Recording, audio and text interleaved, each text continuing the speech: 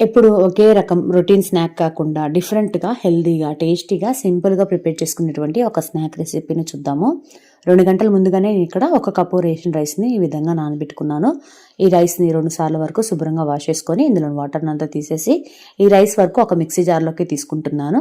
అలాగే ఇందులోకి 2 ఇలాచీలని, 2 table spoon వరకు ఉడికించుకున్నటువంటి అన్నంని యాడ్ చేసుకొని, ఒక కప్పు వాటర్‌ని కొంచెం కొంచెంగా యాడ్ చేసుకుంటూ ఇలా మెత్తటి పేస్ట్ లాగా గ్రైండ్ చేసుకొని ఒక మిక్సింగ్ బౌల్‌లోకి తీసుకుంటున్నాను.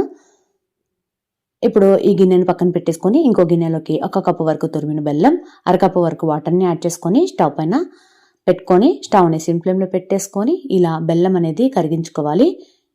బెల్లం అనేది మనకి పాకం వచ్చే పని లేదు. జస్ట్ ఈ బెల్లం కరిగితే సరిపోతుంది.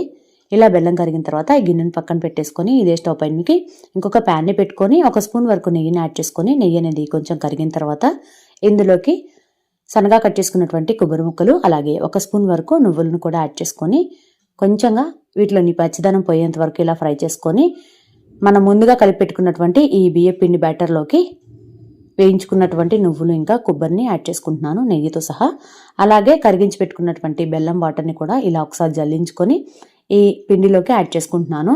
ఇప్పుడు ఇందులోకి ఒక అర స్పూన్ వరకు ఉప్పును కూడా యాడ్ చేసుకుంటున్నాను. ఉప్పుని యాడ్ చేసుకొని ఒకసారి ఈ బ్యాటర్ని అంతా కలిపేసుకొని మూతను పెట్టుకొని ఒక 10 నిమిషాల వరకు పక్కన పెట్టుకుంటున్నాను. ఒక 10 నిమిషాల తర్వాత ఇందులోకి ఒక చిటికెడు వరకు బేకింగ్ సోడాని యాడ్ చేసుకొని ఒక్కసారి కలిపేసుకొని పక్కన పెట్టుకుంటున్నాను. ఇప్పుడు స్టవ్ వెలిగించుకొని అదే ప్యాన్ని పెట్టుకొని ఇందులోకి అర స్పూన్ వరకు నెయ్యిని యాడ్ చేసుకొని మనం ప్రిపేర్ చేసుకున్నటువంటి ఈ బ్యాటర్ని ఒక గెరిటె వరకు యాడ్ చేసుకొని మూతను పెట్టుకొని సిమ్ ఫ్లేమ్లోనే మనం ఇలా ఒక 4 నిమిషాల వరకు ఫ్రై చేసుకోవాలి.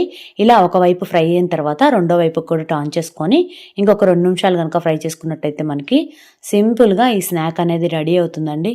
చాలా టేస్టీగా ఉంటుంది. అలాగే చాలా హెల్తీగా కూడా ప్రిపేర్ చేసుకోవచ్చు. ఇక్కడ మీరు నెయ్యి ప్లేస్లో నూనె అయినా సరే యాడ్ చేసుకొని ఈ స్నాక్ని ప్రిపేర్ చేసుకోవచ్చు.